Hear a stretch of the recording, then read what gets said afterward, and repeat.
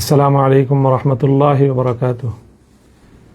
প্রিয় দর্শক ও শ্রোতা মণ্ডলী, পবিত্র রমজানুল মুবারকের এই রাত গভীরে এই মুহূর্তে আমি এই লাইভে এসেছি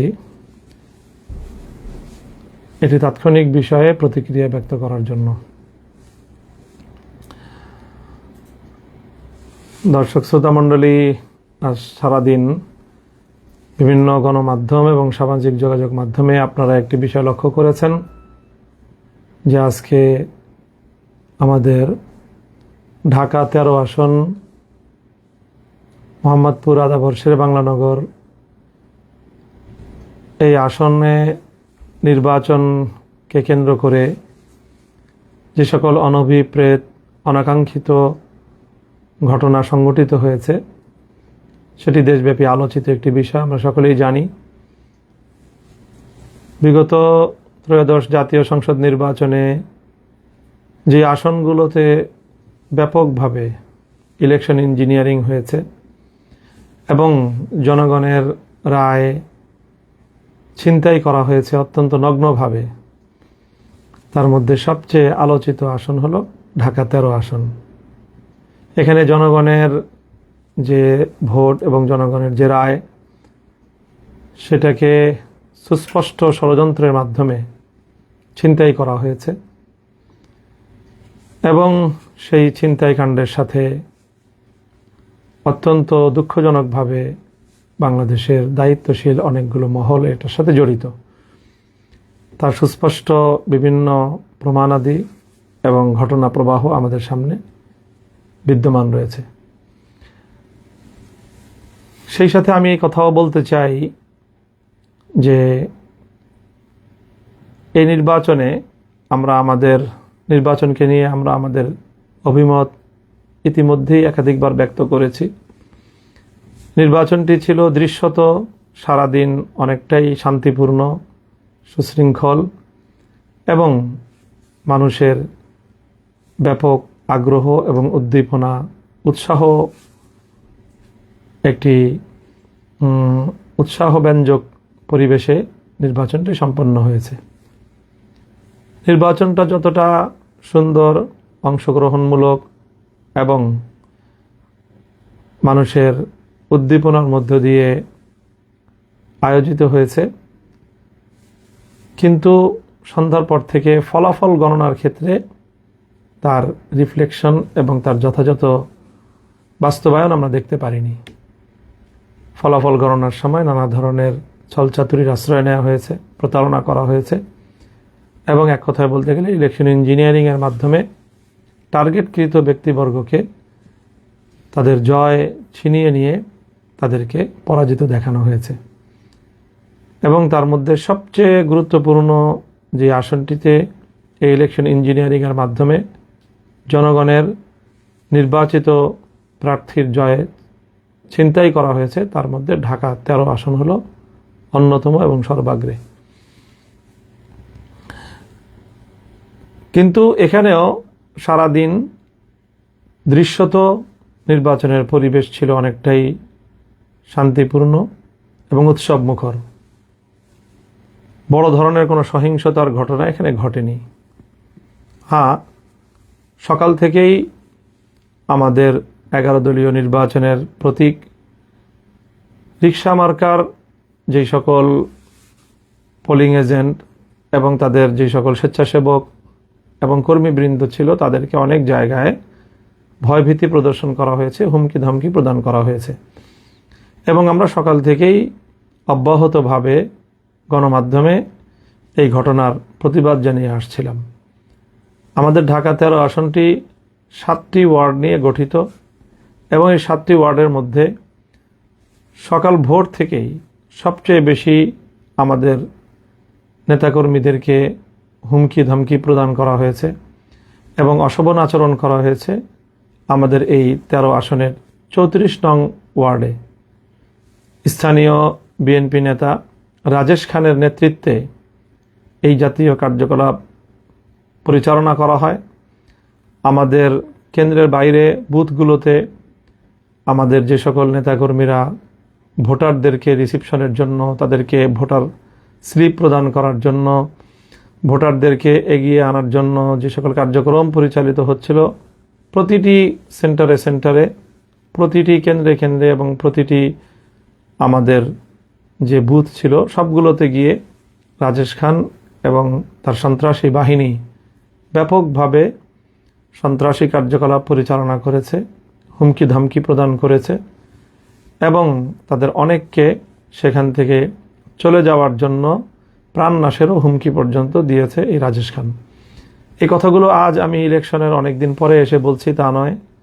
আমি 12 তারিখ সকাল 10টার মধ্যেই এই কথাগুলো আমি গণমাধ্যমে বলেছি এবং রাজেশ খানের নাম নিয়েই আমি আমার এই অভিযোগের কথাগুলো সেখানে ব্যক্ত করেছি। তবে সেখানে আমাদের পক্ষ থেকে কোনো প্রতিরোধ অথবা পাল্টা কোনো তাদের উপরে কোনো হামলা অথবা কোনো ভয়ভীতি প্রদর্শনের ঘটনা ঘটেনি। আমাদের নিরীহ লোকজন তাদের ভয়ভীতি যতটুকু উপেক্ষা করে সম্ভব হয়েছে কার্যক্রম পরিচালনা করেছে। তবে দিন গড়ানোর সাথে সাথে সেখানে তাদের শোডাউন এবং কেন্দ্রের সামনে তাদের শক্তি প্রদর্শনের মাত্রা বৃদ্ধি পেতে থাকলে একসময় আইনশৃঙ্খলা রক্ষাকারী বাহিনী সেখানে পদক্ষেপ গ্রহণ করে, বিশেষ করে আর্মি গিয়ে সেখানে সেই বিএনপির এবং ধানের শীষের প্রতীকের যারা কর্মী ছিল এবং সাধারণ মানুষদেরকে যারা ভীতি প্রদর্শন করছিল এবং ভোটের শান্তিপ্রিয় পরিবেশকে যারা বিঘ্ন ঘটাচ্ছিল তাদেরকে বারবার ছত্রভঙ্গ করে দিয়েছে আইনশৃঙ্খলা রক্ষাকারী বাহিনী এবং বিশেষ করে আর্মি। এবং সেখানে তাদেরকে ছত্রভঙ্গ করতে গিয়ে সেখানে আর্মি অ্যাকশনে গিয়েছে, লাঠিপেটা করেছে ব্যাপকভাবে এবং সেই লাঠিপেটায় সারাদিন বিভিন্ন কেন্দ্রে বিএনপির অনেক নেতাকর্মী, ধানের শীষের অনেক নেতাকর্মী তারা আঘাতপ্রাপ্ত হয়েছে। ক্ষেত্র বিশেষে তাদের সাথে সাথে আমাদেরও অল্প কিছু লোক আর্মির সেই প্রহারের শিকার হয়েছে এবং তারাও আহত হয়েছে এবং সেই আহতদেরকে আমি 12 তারিখ রাতেই তাদের শয্যাপাশে গিয়েছি এবং তাদের চিকিৎসার ব্যবস্থা আমি গ্রহণ করেছি।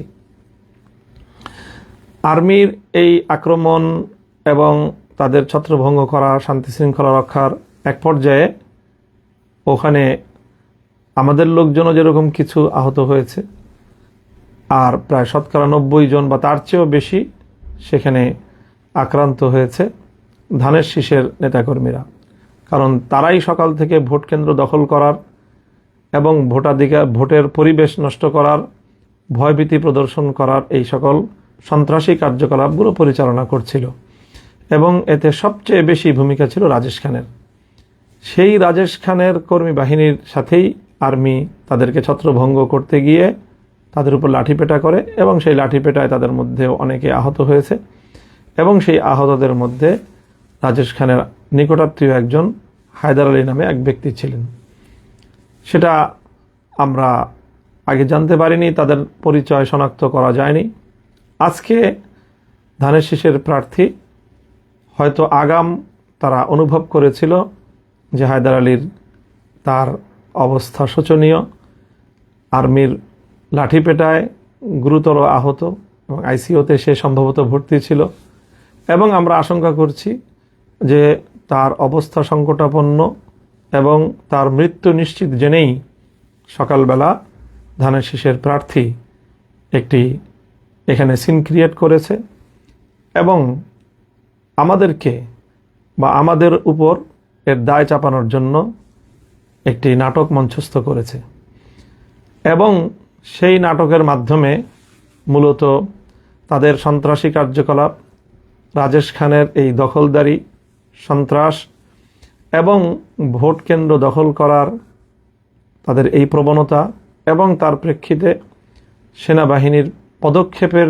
বিষয়কে আড়াল করার জন্য শাক দিয়ে মাছ ঢাকার একটি প্রবণতা হিসেবে হঠাৎ করে আজ ইলেকশনের এতদিন পরে এসে এই জাতীয় ঘটনার দায় রিক্সা মার্কার নেতাকর্মীদের উপর চাপানোর চেষ্টা করা হয়েছে। আমি মনে করি এটি একটি দূরভিসন্ধি এবং ষড়যন্ত্রমূলক ঘটনা। কিছুক্ষণ পূর্বে আমরা দেখেছি সামাজিক যোগাযোগ মাধ্যমে রাজেশ খানের এবং তার সহকর্মীদের মাধ্যমে তারা যেই সংবাদ প্রচার করেছে, সেখানে ওই হায়দার আলীর নিহত হওয়ার সংবাদ প্রচারিত হয়েছে।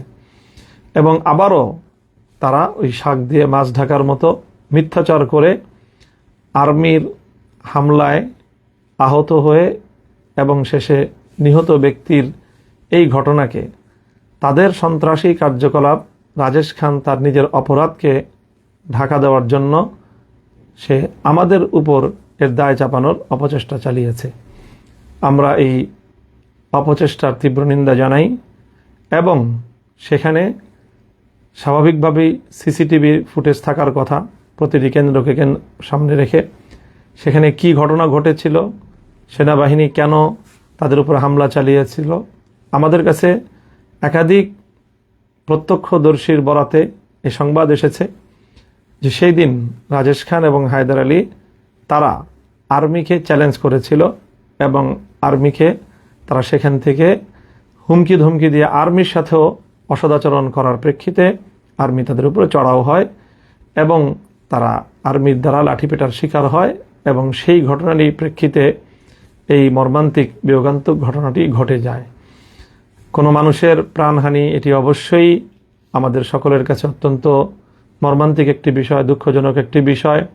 আমরা এই নিহত ব্যক্তির হায়দার আলীর মৃত্যুতে গভীর শোক প্রকাশ করছি এবং এই ঘটনার যথাযথ সুষ্ঠু তদন্ত সাপেক্ষে যারা তাদেরকে নিয়ে এই সন্ত্রাসী কার্যকলাপ করেছিল, ভোট কেন্দ্র দখল করার পায়তারা চালিয়েছিল, মহড়া দিয়ে ভীতি সৃষ্টি করার এবং আতঙ্ক সৃষ্টি করার অপতৎপরতা চালিয়েছিল, তাদের বিরুদ্ধে যথাযথ তদন্তের মাধ্যমে প্রকৃত ঘটনা উদ্ঘাটন করার দাবি জানাই এবং সেই সাথে কেন এইভাবে আঘাত করা লাগলো বা হলো, এর সাথে দায়ী কারা, সিসিটিভি ফুটেজের যথাযথ উদ্ঘাটনের মাধ্যমে এই ঘটনা যেন জাতির সামনে স্পষ্ট করা হয়। এখানে একদিকে আমরা তাদের বিরুদ্ধে ইতিমধ্যে ইলেকশন ইঞ্জিনিয়ারিংয়ের অসংখ্য তথ্য প্রমাণ আমাদের কাছে বিদ্যমান থাকার প্রেক্ষিতে বিষয়টি নিয়ে আমরা যেমনিভাবে নির্বাচন কমিশনের কাছে আমাদের অভিযোগ দায়ের করেছি, সে একই সাথে আমরা এই বিষয়গুলো নিয়ে আমাদের আইনানুগ যাবতীয় পদক্ষেপ গ্রহণ করার আমরা পর্যায়ক্রমিক পদক্ষেপের মধ্যে রয়েছি, প্রক্রিয়ার মধ্যে রয়েছি। সেটিকে যেন ভিন্ন খাতে কেউ প্রবাহিত করতে না পারে, বাধাগ্রস্ত করতে না পারে, সেই জন্য আমরা দেশবাসীর প্রতি, সরকারের প্রতি, আইন শৃঙ্খলা রক্ষাকারী বাহিনীর প্রতি আমরা উদাত্ত আহ্বান জানাই এবং দেশের সকল জনগণকে আমরা এই ব্যাপারে সোচ্চার এবং যেভাবে ভোট চুরির মাধ্যমে জনগণের ম্যান্ডেটকে ছিনতাই করা হয়েছে ঢাকা 13 আসনে, এর বিরুদ্ধে সারা দেশের জনগণকে সোচ্চার এবং তাদের প্রতিবাদ অব্যাহত রাখার আহ্বান জানাই এবং একই সাথে এইভাবে ভোট কেন্দ্র দখলের অপতৎপরতার সাথে জড়িত রাজেশ খান সহ 34 নং ওয়ার্ডের ধানের শীষের যারা তৎপরতা পরিচালনা করেছে, তাদের এই সকল অপতৎপরতাকে আইনের আওতায় আনার জন্য আমরা প্রশাসনের নিকট জোর দাবি জানাচ্ছি। আমরা চাই যেভাবেই হোক, যে প্রক্রিয়ার মাধ্যমেই হোক, একটি সরকার প্রতিষ্ঠিত হয়েছে, দেশ দীর্ঘ সংগ্রামের মধ্য দিয়ে একটি নির্বাচন পরবর্তী বাংলাদেশে একটি নতুন সরকার ক্ষমতাসীন হয়েছে। আমরা এই সরকার যথাযথভাবে কার্যক্রম পরিচালনা করুক, সেটা আমরা চাই। কোনোভাবেই শান্তিপূর্ণ পরিস্থিতিকে ঘোলাটে করার কোনো অপচেষ্টা, সাধারণ শান্তিপ্রিয় পরিবেশকে উত্তপ্ত করার মতো কোনো কর্মকাণ্ড যেন কেউ পরিচালনা করতে না পারে, সেজন্য আমরা সরকার এবং সংশ্লিষ্ট কর্তৃপক্ষকে সেই বিষয়ে সোচ্চার এবং সজাগ থাকার উদাত্ত আহ্বান জানাচ্ছি। সকলকে ধন্যবাদ জানিয়ে আমি আমার বক্তব্য শেষ করছি। ওয়া আখিরু দাওয়ানা আলহামদুলিল্লাহি রাব্বিল আলামিন। আসসালামু আলাইকুম ওয়া রাহমাতুল্লাহ।